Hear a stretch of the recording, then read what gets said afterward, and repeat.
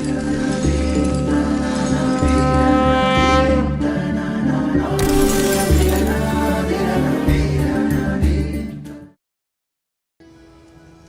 શ્રી સ્વામિનારાયણ.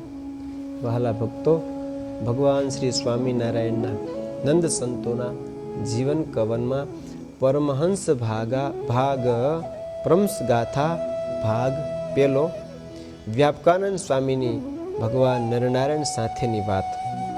એક દિવસ વ્યાપકાનંદ સ્વામી ફરીવાર બદ્રિકાશ્રમમાં ગયા છે. બદ્રિકાશ્રમની દિવ્ય રચના નજરે નિહાળી સ્વામીને ઘણો સમય ત્યાં રહ્યા રોકાવું હતું.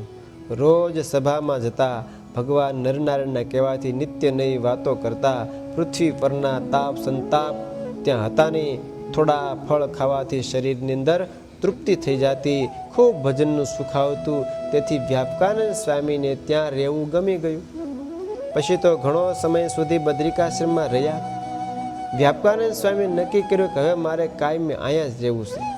આવો તેમનો દ્રઢાવ જાણીને એક દિવસ ભગવાન નરનારાયણ કહે છે કે સાધુરામ, તમે ઉર્ધ્વ રહેતા નૈષ્ટિક બ્રહ્મચારી છો. સર્વાવતારી પુરુષોત્તમ નારાયણને પામમાં તમે ઘરબાર છોડ્યા છે. એ ભગવાનનો તમને અનુભવ થયો છે. તેમને આજ્ઞાથી જ તમે અહીં આવ્યા છો. એ વાત તમે ભૂલી તો નથી ગયા ને? અક્ષરધામના સુખની આગળ બીજા બધા સુખ એ તુચ્છ થઈ જાય છે. આવો ભક્ત તણો ભાવ ભાળી, બોલ્યા વિનયથી વનમાળી. અરે નિષ્ઠિક પુરુષ મહાન, તમે કેમ ભૂલી ગયા ભાન? આવા અલ્પ સુખેથી શું રાચો, મુક્તિ મૂકી શ્રી હરિ આશ્રય સાચો. મળે મહિષી અજા કોણ દોહે, મૂકી વામાને વ્યંઢળને મોહે. અરે અહીંયા શું છે એમ? અક્ષરાધિપતિ પુરુષોત્તમ નારાયણને મૂકીને તમે અહીં રહેવાની શા માટે ઈચ્છા રાખો છો? અને સ્વામી હરગી જ ખોટું છે. તેનાથી તમારી પ્રાપ્તિમાં બહુ મોટો ફેર પડશે. અમે તથા અહીં રહેનારા તમામ મુક્તો સર્વાધીશ પુરુષોત્તમ નારાયણની ઈચ્છાથી રહીએ છીએ. એમની સેવાને અમે દુર્લભ માનીએ છીએ. તે તમને સહેજે સહેજે મળી છે, માટે એની સેવા કરો. એ પુરુષોત્તમ નારાયણને રાજી કરો. વિતરાગી અને સ્ત્રીના ગંધથી સેંકડો ગાવ દૂર રહેનારા શ્વેત મુક્તો પણ તેમની સેવાને ઈચ્છે છે. નારદ સંકાદિક જેવા મહર્ષિઓ પણ જેને આગળ હાથ જોડીને ઊભા રહેશે. એ જ ધરતી પર પુરુષોત્તમ નારાયણે નર્તન ધારણ કરી અનંત જીવનો ઉદ્ધાર કરવા પૃથ્વી પર પધાર્યા છે. અમે પણ એમ જ કરવા ઈચ્છીએ છીએ. માટે આપ પણ એમ જ કરો. તો પૂર્ણ બ્રહ્મ પરમાત્મા છે. જેવો શ્રીના સંકલ્પથી થાય, કોટી અનંત બ્રહ્માંડ પ્રાય.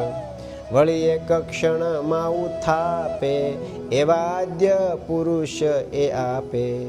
પાળે પોષે ને સંહારે સેજ, નિજાશ્રિત ભય કરી દેજ. બાનું પોતાનું જે ઘરનારા, એ બાનું પોતાનું જે ધરનારા. વળી ગણી તેવાને પોતાના પ્યારા. આવા અક્ષરાધિપતિ પુરુષોત્તમ નારાયણની સેવા ભજવવાની બરોબર તમને વાત મળી છે. તમારે સુગમ થઈ છે. કાલે સવારે પ્રભાતે ઉઠી અહીંના મુક્તોને વંદન કરી અને પછી પ્રભુની પાસે જાજો. તેમનું થોડું પૂજન યજન અર્ચન તો એ અહીં હજારો વર્ષની સાધના કરતાં મોટું થઈ પડશે. કારણ કે કર્મભૂમિ છે. માટે ધર્મકુમાર એવા ભગવાન સહજાનંદ સ્વામીનું ધ્યાન ધરો. બીજી ઉપાધિને ચિંતા છોડી દો. થોડા પરિશ્રમે નાના વ્યક્તિના બાહુમાં આખું આકાશ સમાય જાય. અર્થાત તેને સમગ્ર ધરતીનું રાજ મળે. એમ ધર્મકુમાર શ્રી હરિની સેવાથી થોડા પરિશ્રમે બહુ મોટો લાભ મળશે. તમારા પૂર્વના અનંત જન્મના પુણ્ય ઉદય છે એટલે પુરુષોત્તમ નારાયણની પ્રાપ્તિ થઈ. તમે તો મહાન ભાગ્યશાળી છો. આ રીતે નરનારાયણ ભગવાને વ્યાપકાનંદ સ્વામીને મહારાજની મંડપ કહી અને તેઓને પાછા ભગવાનની સેવામાં પૃથ્વી પર મોકલ્યા છે. ભગવાન સ્વામિનારાયણ અતિશય કરુણા કરી મહેનતે પોતાનો સર્વોપરી નિશ્ચય કરાવ્યો. સદા બદ્રિકાશ્રમના શારીરિક સુખને સાનુકૂળતા જોઈ વ્યાપકાનંદ સ્વામી વાત ભૂલી ગયા. આપણા જીવનમાં પણ આવું જ બનતું હોય છે. શ્રીજી મહારાજ અને મોટા સંતો કૃપા કરીને ભગવાનનો યથાર્થ નિશ્ચય કરાવે. પ્રગાઢ પ્રેમ કરાવે, પરંતુ અલૌકિક સુખ એ છોડી અને લૌકિક સુખ મળતા એ આનંદને ભૂલી જઈએ છીએ. જેમ ધરતી અને આકાશને જેટલું દૂરપણું છે એટલું દૂરપણું આત્મા અને પરમાત્મા પામવાનું થઈ જાય છે.